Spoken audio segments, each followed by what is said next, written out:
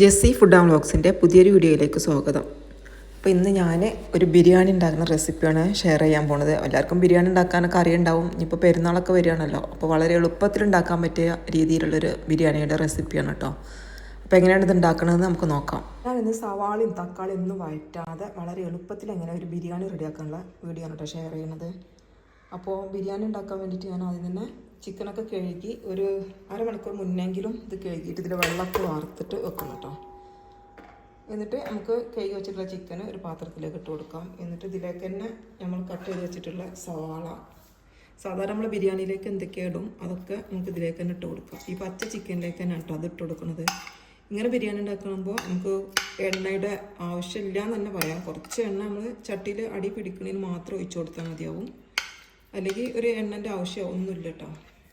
നമ്മൾ ചിക്കനിൽ തന്നെ ഇങ്ങനെയുള്ള നെയ്യും ഒക്കെ ഉണ്ടാവുമല്ലോ, അതൊക്കെ വന്നിട്ട് തന്നെ അതിൽ അടി പിടിക്കാനുള്ള ചാൻസ് ഒന്നുമില്ല.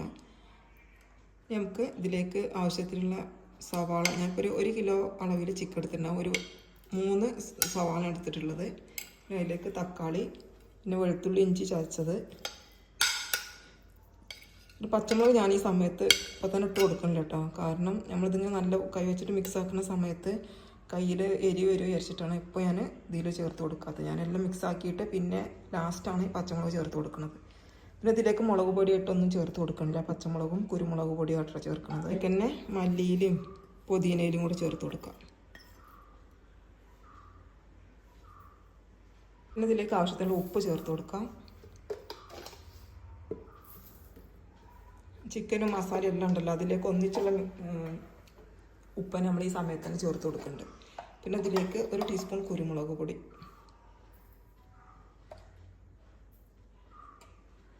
1 ടീസ്പൂൺ അളവിൽ തന്നെ ബിരിയാണി മസാലയും കൂടി ചേർത്ത് കൊടുക്കുക. ബിരിയാണി മസാല ഞാൻ വീട്ടിൽ തന്നെ ഉണ്ടാക്കിയിട്ടുള്ള മസാലപ്പൊടി കേട്ടോ.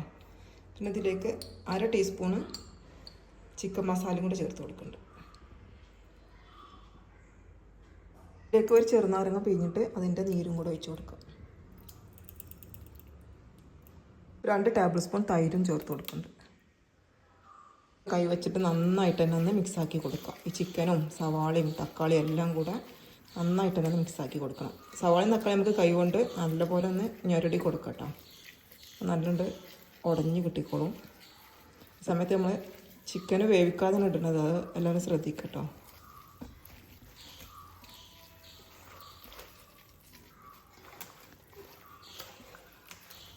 അപ്പോൾ ഇതിലേക്ക് മഞ്ഞൾപ്പൊടി ചേർത്തിട്ടില്ല.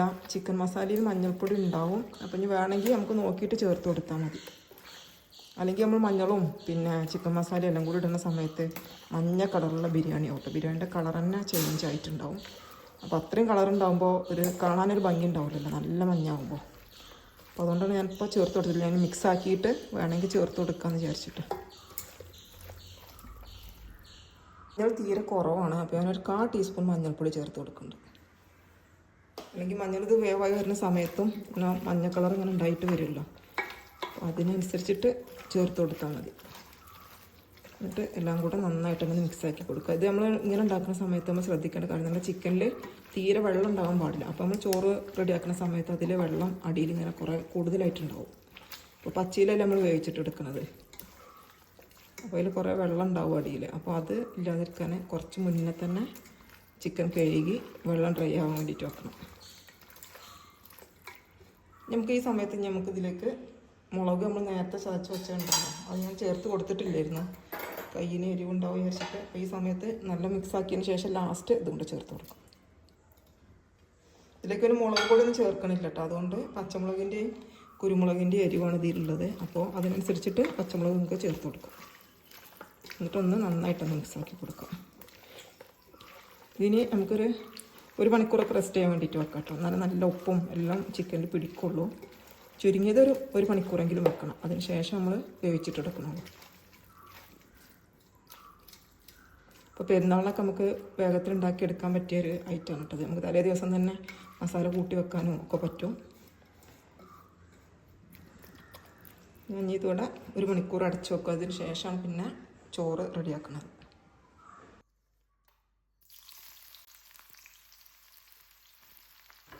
ഞാൻ കുറച്ച് സവാള എണ്ണയിലിട്ട് വറുത്ത് കോരുന്നുണ്ട്. അതിന് വെളിച്ചെണ്ണയും പിന്നെ കുറച്ച് നെയ്യും കൂടെ ഇട്ടാണ് ചേർത്ത് കൊടുക്കുന്നത്. ഇനി നിങ്ങൾക്ക് സൺഫ്ലവർ ഓയിൽ വേണമെങ്കിൽ അതും എടുക്കാം.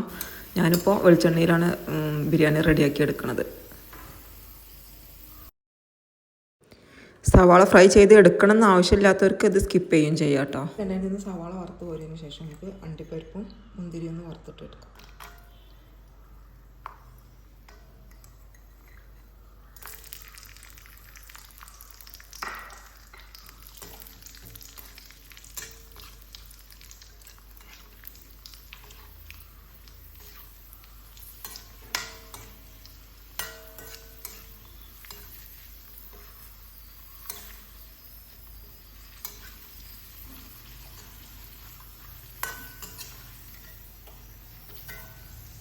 കുറച്ച് കറിവേപ്പിലയും കൂടെ വറുത്തിട്ട് പോരുന്നുണ്ട്.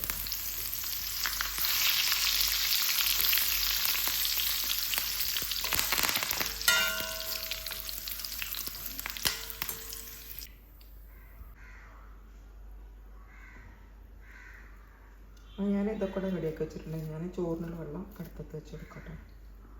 ഈ വെള്ളത്തിലേക്ക് നമുക്ക് കുറച്ച് ഓയിൽ ഒഴിച്ച് കൊടുക്കട്ടെ. എന്നാൽ പിന്നെ അരി തമ്മിൽ ഒട്ടി പിടിക്കില്ല. ഇതിലേക്ക് ആവശ്യത്തിനുള്ള ഉപ്പും കൂടെ ചേർത്ത് കൊടുക്കാം. ഞാൻ ഇതിലേക്ക് കല്ലുപ്പാണ് ചേർത്ത് കൊടുക്കണം കേട്ടോ. ഇനി നല്ലപോലെ തിളച്ചിട്ട് നമുക്ക് അരി ഇട്ട് കൊടുക്കാം. നല്ലപോലെ തിളച്ചിട്ടുണ്ട്. ഞാൻ കഴുകി ഊറ്റിയിട്ടുള്ള അരി ഇതിലേക്ക് ഇട്ട് കൊടുക്കണം കേട്ടോ. നമ്മൾ വെള്ളത്തിൽ ഉപ്പിടുമ്പോൾ ഇപ്പോൾ ശ്രദ്ധിക്കേണ്ട കാര്യം എന്ന് പറഞ്ഞാൽ കുറച്ച് ഉപ്പ് കൂടുതലായിട്ടിരിക്കണം. അത് നമ്മൾ അരിയിൽ ചോറ് വേവായി വരുന്ന സമയത്ത് ഇതിൽ ഉപ്പുണ്ടാവുള്ളൂ കേട്ടോ.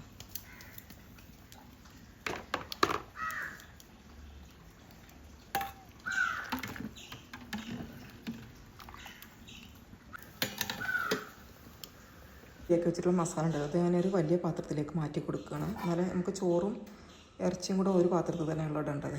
ഞാൻ ഇതിൻ്റെ അടിയിൽ കരി പിടിക്കുക വെച്ചിട്ട് കുറച്ച് വെണ്ണീർ തേച്ചിട്ടുണ്ട് കേട്ടോ. നമുക്കതിലേക്ക് മാറ്റി കൊടുക്കാം. സവാള പൊരിച്ച് കോരിയ എണ്ണ ഉണ്ടല്ലോ, അതിൽ നിന്ന് തന്നെയാണ് നമ്മൾ വെളിച്ചെണ്ണയും നെയ്യും കൂടെ ആയിരുന്നു കേട്ടോ അത് മിക്സ് ആക്കിയിട്ടുണ്ടായിരുന്നത്. അത് തന്നെയാണ് ഞാൻ ഈ മസാലേൻ്റെ അടിയിലേക്ക് കുറച്ച് ഒഴിച്ച് കൊടുക്കേണ്ടത്. കുറച്ച് അടി പിടിക്കാതിരിക്കാൻ വേണ്ടിയിട്ട് മാത്രമുള്ള ഓയിൽ ഒഴിച്ച് കൊടുത്താൽ മതി. നേരത്തെ നമ്മൾ ചിക്കനിൽ മസാല ഇട്ട് വെച്ചിരുന്നില്ല, ഇതിൽ തന്നെ വെള്ളം ഉണ്ടായി വന്നിട്ടുണ്ട്. ഇതിന് നമുക്ക് ഈ പാത്രത്തിൽ ആദ്യം തന്നെ ചോറുണ്ടാക്കുന്ന പാത്രത്തിൽ തന്നെ മസാല റെഡിയാക്കുകയാണെങ്കിൽ അങ്ങനെ ആയാലും കുഴപ്പമൊന്നുമില്ല. ഇത് ഇതിലേക്ക് മാറ്റി കൊടുക്കുകയാണ്.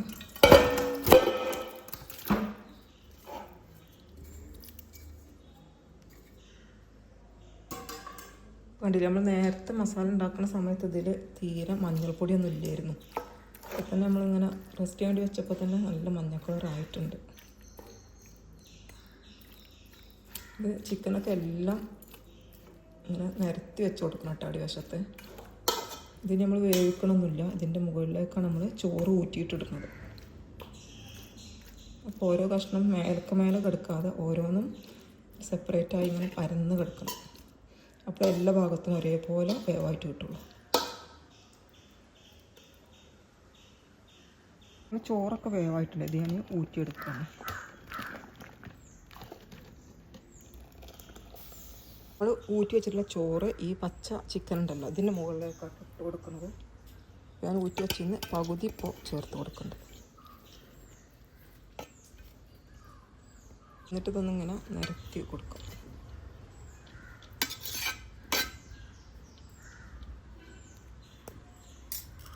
എന്നിട്ട് നമ്മൾ കുറച്ച് ക്യാരറ്റ് ഇതിൻ്റെ മുകളിലൊന്ന് സ്പ്രെഡാക്കി കൊടുക്കും.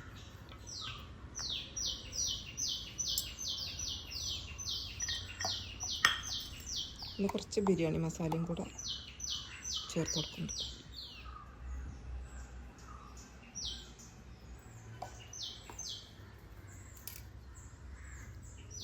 ഇതിൻ്റെ മുകളിൽ ബാക്കിയുള്ള ചോറും വെച്ച് കൊടുക്കും.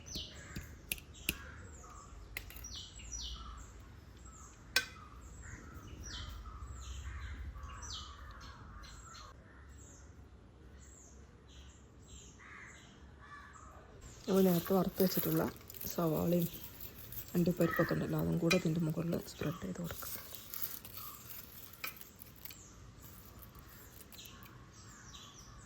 സവാള വറുത്തപ്പോൾ ഉണ്ടായിരുന്ന ഓയിൽ കുറച്ച് ബാക്കിയുണ്ടല്ലോ അത് ഇതിൻ്റെ മുകളിൽ ഇങ്ങനെ ഒഴിച്ച് കൊടുക്കുക.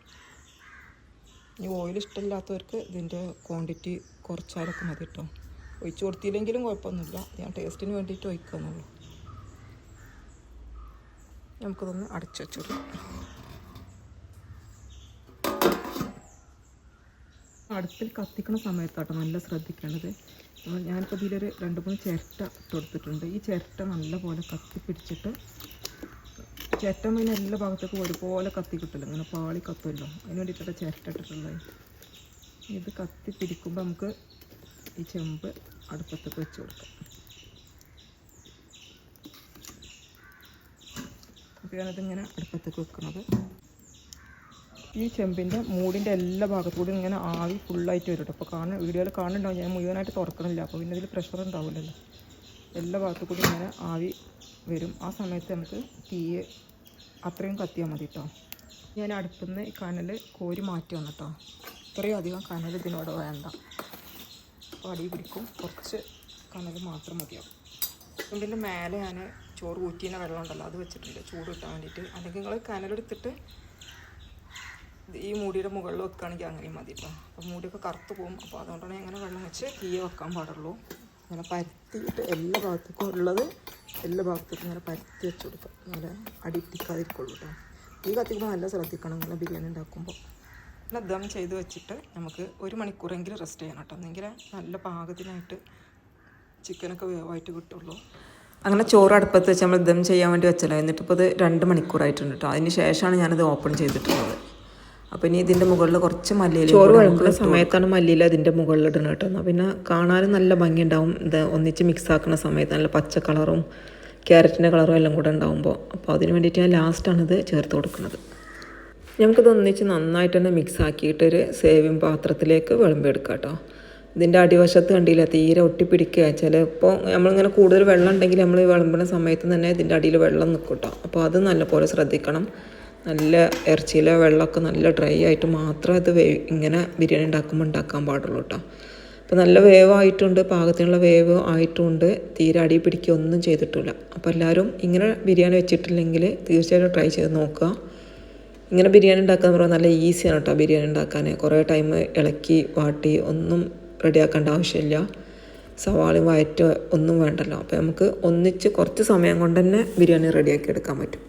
അപ്പോൾ എല്ലാവർക്കും എൻ്റെ വീഡിയോ ഇഷ്ടമായി വിചാരിക്കുന്നു. ഇഷ്ടമെങ്കിൽ ലൈക്ക് ചെയ്യാനും ഷെയർ ചെയ്യാനൊന്നും മറക്കരുത്.